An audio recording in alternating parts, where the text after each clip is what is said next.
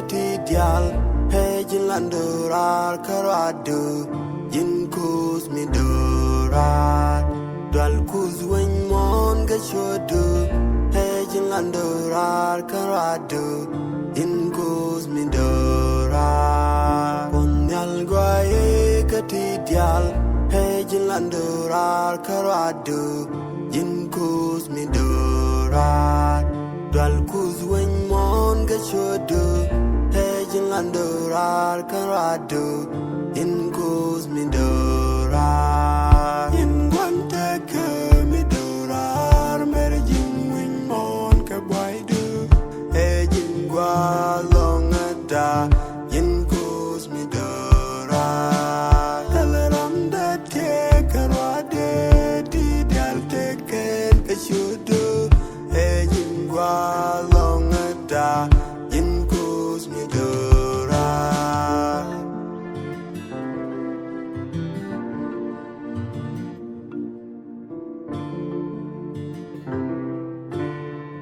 Rainal kana puar ka shudu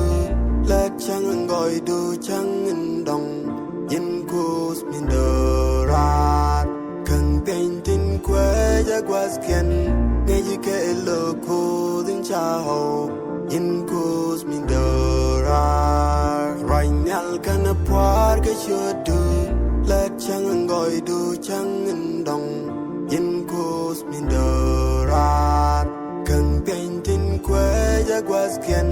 nghe ji ke lo ko din cha ho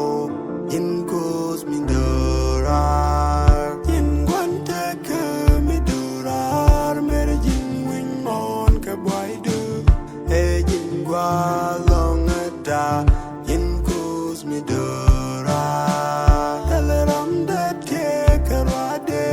di dal te ken kashudu e jin gwa longada in kuz mi dorar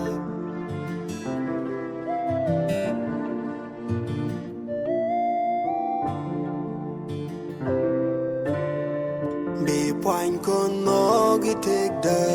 bilia ko shen jagwa in kuz mi dorar be kar kadial jedil point baji kam los karadu in kuz mi dorar be point kon no gitek de bilia ko shen jagwa